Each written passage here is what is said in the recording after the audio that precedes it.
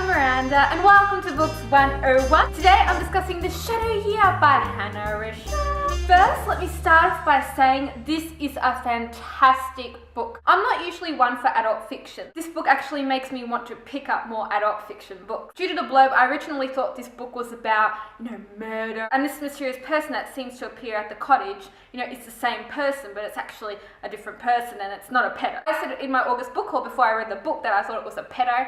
It's actually not a pedo. The Shadow Year is told from two perspectives which are entwined. First entwined story is about a group of 5 friends in the 1980s who one day stumble upon this lakeside cottage. Now this cottage is run down, it's not being well looked after, and it's isolated, but it offers a retreat and an escape from the real world. These 5 friends decide to stay at this cottage for a year, but within this year you really start to see the changes within each character. And one day a visitor shows up at the door and everything changes. The second story, which is entwined with the first story, is about Lila, and she's just lost her baby with her partner Tom. Lila lost her baby by falling, but she can't remember how she fell. Lila then inherits this cottage from this mysterious person. She goes there to escape reality and then starts renovating it. The 2 stories overlap, secrets are revealed, and all the while Lila's there, she feels like someone's watching her. And this person that's watching her is not the person that turns up at the cottage in the first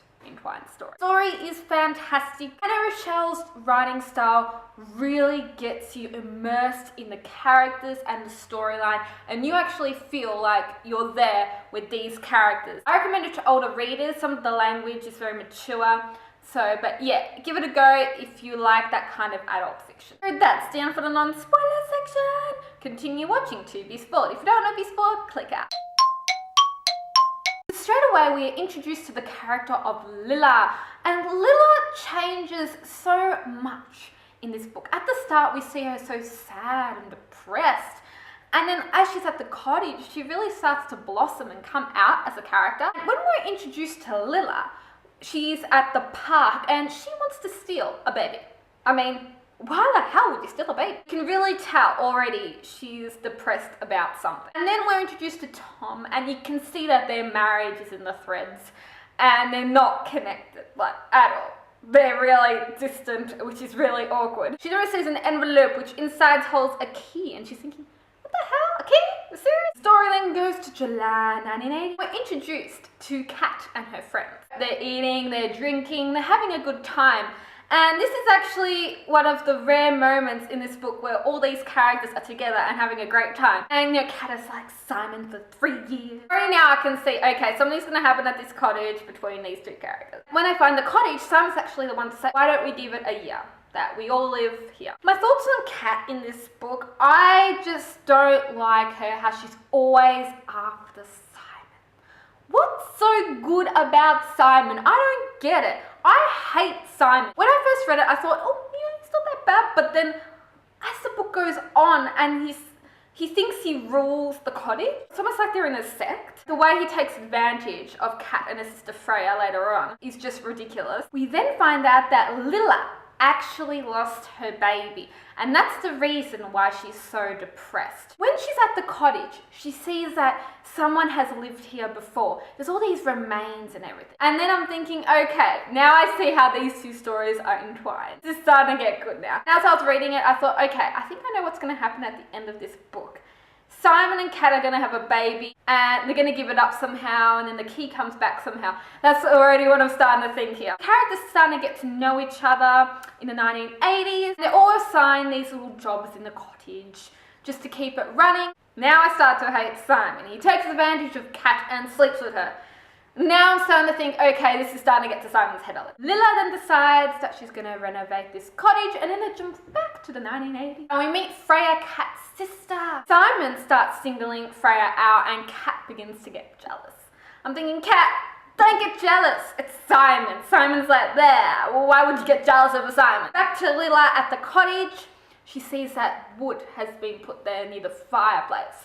and she thinks, oh, someone's been here, and she starts to get really scared. Then in the 1980s, they've been at this cottage for quite a while now, and then all of a sudden Kat sees this woman watching her one day. They've been discovered this place isn't as isolated as they expect it to be. I love it when they get Wilbur the pig. It's so cute, but what they do to it after is really disgusting. Kat also gets a new haircut, and it's really, really short, and Simon here is such a douchebag. How he says, oh, it's so short. I'm just thinking, Simon, she's still the same person. A haircut isn't going to change her personality.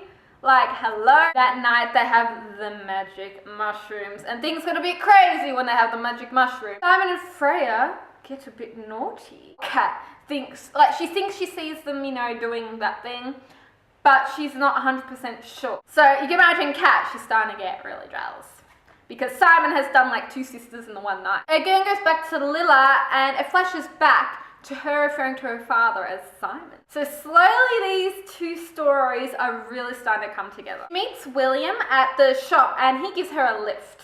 So now I'm starting to think, okay, something's up with this William character. I think he's one of the friends that lived in the house. Lilla's in sick, and Will brings her to his house. Then snaps back, and we see Freya wanting to leave the cottage. It's Christmas, and there's a hamper at the doorstep. And I'm thinking, oh yeah, something's up here. And it's left by that woman. You also find out Freya has a belly.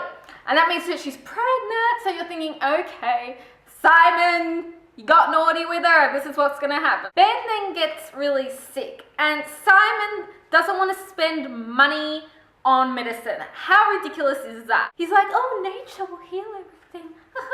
Freya then kind of says that she actually got raped by Simon, but Kat doesn't know what to believe. Get over Simon, Kat. Here I'm starting to think, okay, Mac might be William. Freya somehow died, and Kat looks after the baby with Simon. This is what I'm starting to think now, because he was also with Freya that night with the magic mushroom. Simon then does not want Freya to have an abortion.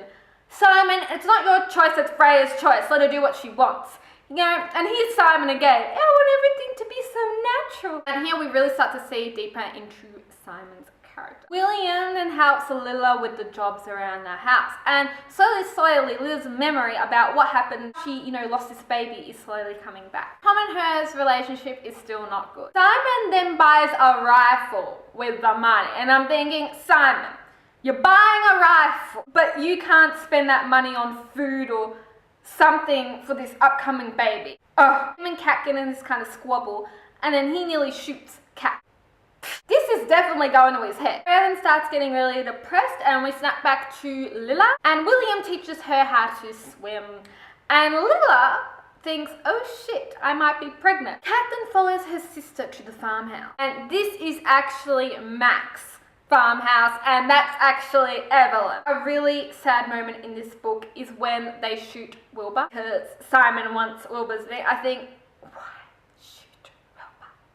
How can you shoot this pig that's been like your family member? Tom, Lilla's husband, then thinks that she's having an affair with William. William's like way older than her. Are you serious? Truth then slowly starts coming out about who Lilla's mum actually is.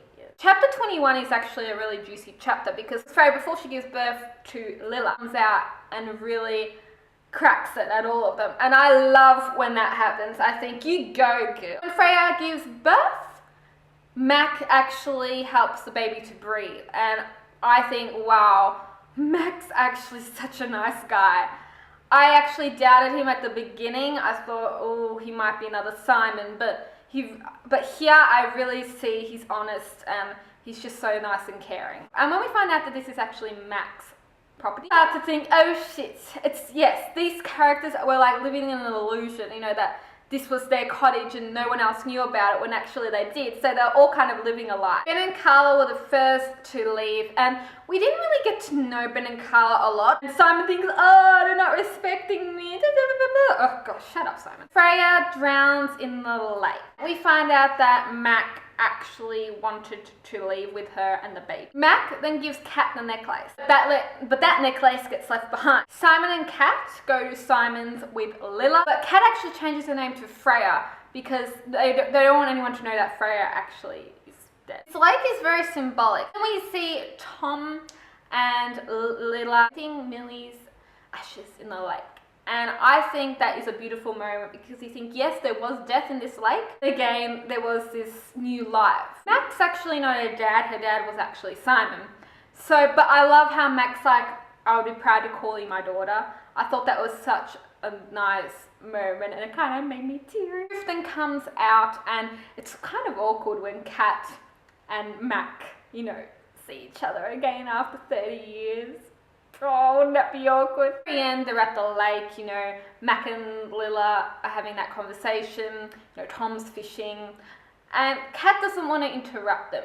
But almost at the same time, you can see she's really relieved that the truth is finally out, you know, about her. What really upsets me is, I think Kat, deep down, she wanted to be with Simon, but that was kind of her fantasy. I don't think deep down she was entirely happy about being with Simon. Yes, she loves Simon, but I don't think she was fully satisfied with how her life turned out. We then actually see what happened when Freya died, because we are led to believe that came down one morning and then she's like, oh, I'm gonna go for a swim. She gave the baby to Kat, and then Kat kind of fell asleep with the baby, and then it happened. But it actually happened in another way. Kat was gonna kill herself. She had the poison, she was gonna put it in a tea, give a tea to Freya and her have the tea, and the last thing she was gonna see is her new niece. Freya then actually drank the tea that was meant for Kat. Freya then tells how her and Mac were actually going to leave soon. We see the real version of the note. We only saw the end of it before, and now we see the whole thing. We saw before, she stumbles, and Kat is left with the baby. I'm starting to think, did Freya actually know that tea was poison, and because she couldn't handle, you know, being a young mother, did she actually drink that, knowing that it's poisonous, so she could just escape from this world and let Kat have a fantasy with raising Simon's baby so that, you know, they could be a family? You don't know. You don't know. Was it an accident, or did Freya actually know that tea was poisoned? Overall, I rate this book a 9.5 out of 10. I really loved it. I hope you enjoyed my Shadow You book talk. Check out more book talks, just head to my channel. I'm Miranda. See ya!